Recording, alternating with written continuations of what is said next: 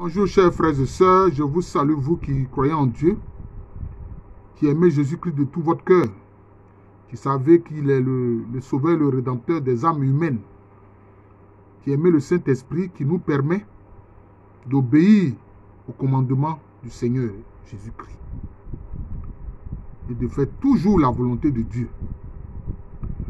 Alors, j'ai commencé, comme vous l'avez vu là, j'ai appelé ça, bon, c'est une sorte de série de vidéos sur les attributs principaux de Dieu, de la divinité. Voilà. Alors, aujourd'hui, on va parler du fait que Dieu est éternel. Dans la liturgie, quelquefois, les prêtres commencent à dire Dieu éternel et tout-puissant.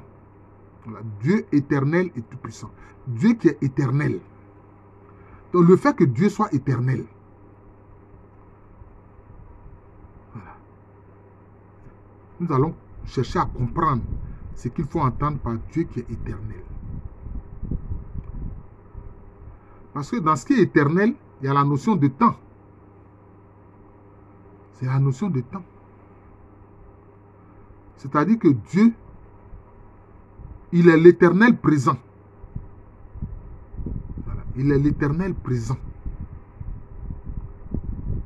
C'est pour ça que quand Dieu apparaît à Moïse, Moshe, il lui dit quoi?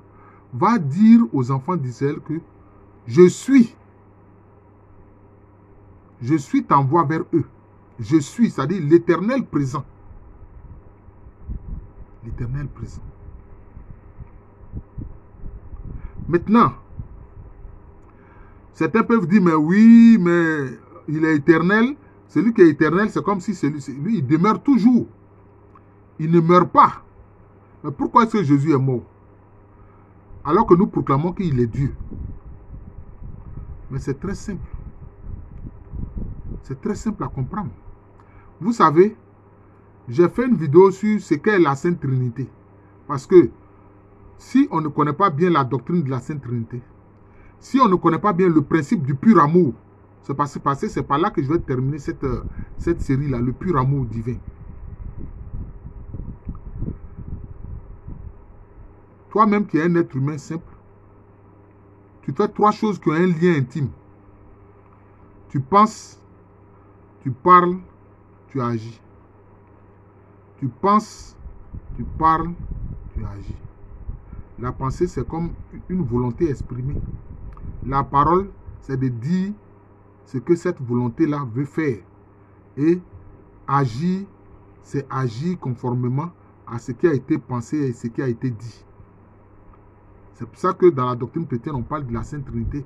C'est vrai, c'est vrai. Toi, tu es un homme, tout ça jaillit de ta personne unique. Mais, concernant la divinité, la pensée, la parole et l'action sont des personnes. Ce qu'on appelle les hypostases, sont des personnes. Le Père Céleste, c'est la pensée en fait. C'est le jaillissement. Jésus-Christ, c'est la parole. Il existe de tout temps. Voilà. Il existe de tout temps. C'est lui la parole de Dieu.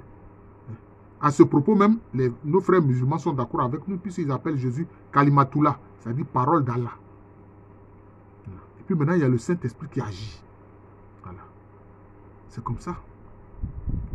C'est ce qu'il faut comprendre. Mais, j'ai dit, je n'ai pas oublié, mais pourquoi Jésus lui meurt maintenant? Pourquoi il est mort?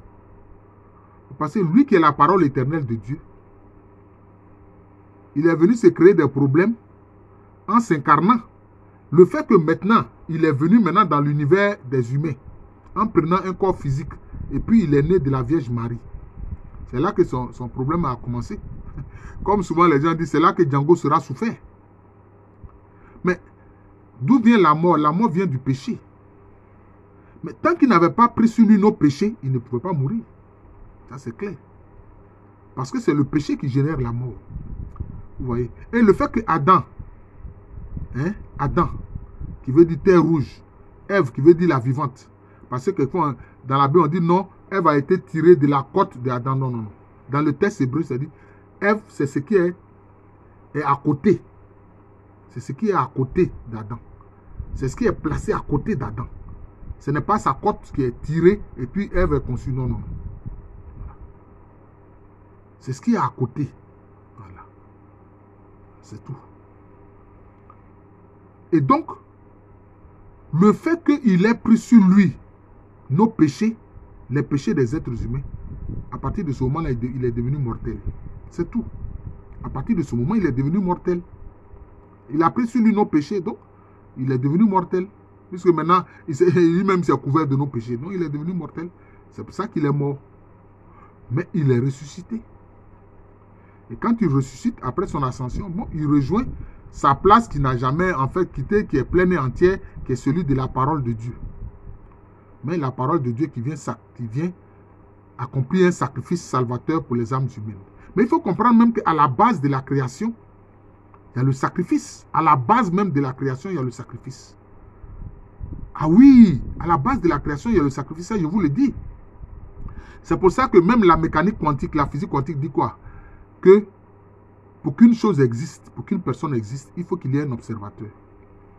C'est-à-dire que Dieu observe en permanence la création. C'est un sacrifice. Il est obligé d'observer la création en permanence. Parce que s'il n'observe pas la création va s'effondrer. Elle va disparaître. Vous voyez, elle va disparaître. Maintenant, depuis l'ascension du Christ, le Saint-Esprit, lui, il est descendu. Il est au-dedans de chacun de nous. Moi qui vous parle, il est au-dedans de moi, j'en suis convaincu. Toi, mon frère, ma soeur, il faut être convaincu que le Saint-Esprit est au-dedans de toi. C'est tout, il faut en être convaincu, c'est tout. Tu n'as pas besoin de le voir, il faut en être convaincu. Et donc, il agit sur terre, le Saint-Esprit. C'est lui le vicaire du Christ, il agit sur terre. Voilà. C'est comme ça. Maintenant, dans certains textes, comment Dieu est appelé? Il est appelé l'ancien des jours. On l'appelle aussi l'ancien des jours. Voilà.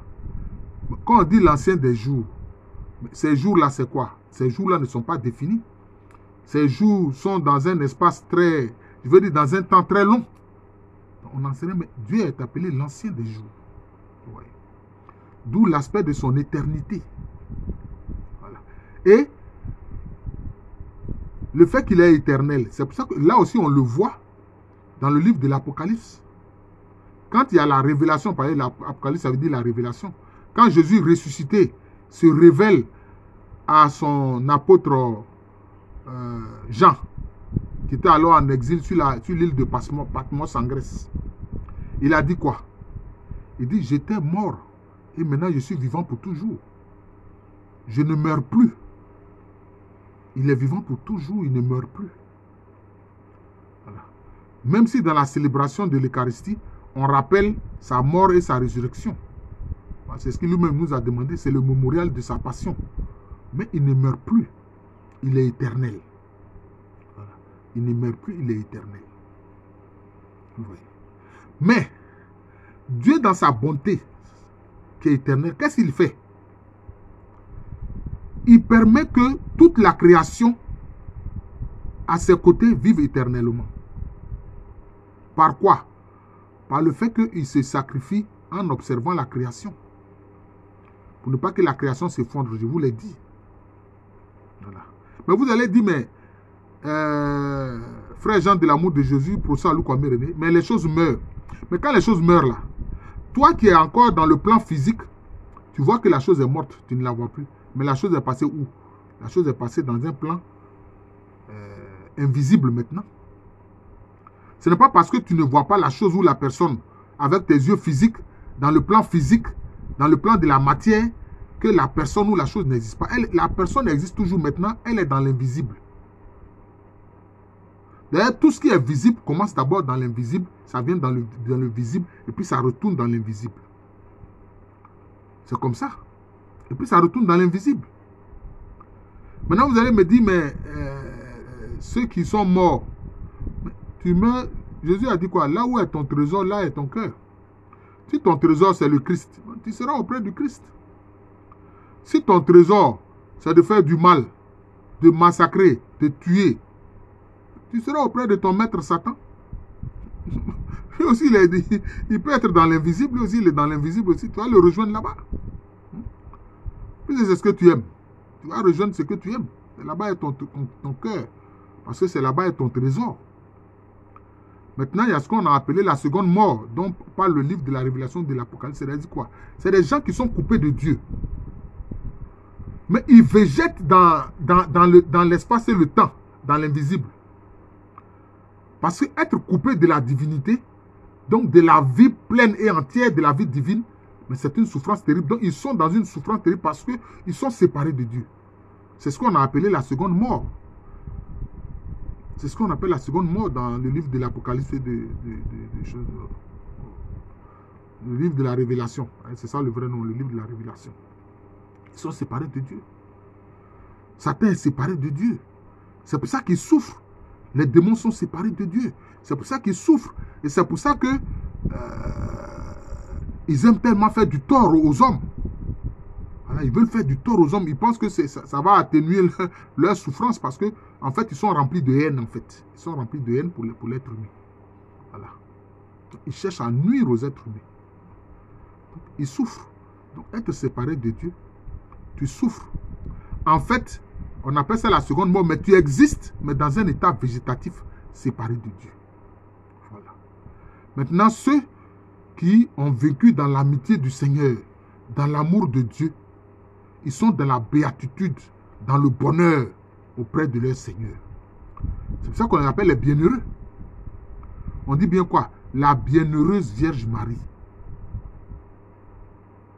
La bienheureuse Vierge Marie. Depuis combien de temps il y a des apparitions attestées, vérifiées? Quand il dit attestées, c'est-à-dire vérifiées de la Vierge Marie. Il y a des attestations. Il n'y a pas une structure plus tatillonne pour vérifier les choses que l'Église catholique. Hein? Oui. Les apparitions, là, on vérifie toujours pour voir si c'est vrai. Ou bien si c'est faux, si ce n'est pas des affabulations. Lourdes, ça a été vérifié, c'est vrai. Fatima, ça a été vérifié, c'est vrai. Voilà. Les deux là déjà suffisent déjà comme exemple. C'est pour ça qu'on dit la bienheureuse Vierge Marie. Ces apparitions traversent les siècles, le temps. Parce qu'elle est dans l'éternité de Dieu. Dieu éternel et tout-puissant. Voilà. Oui, l'ancien des jours. Voilà, c'est ça. Il est éternel.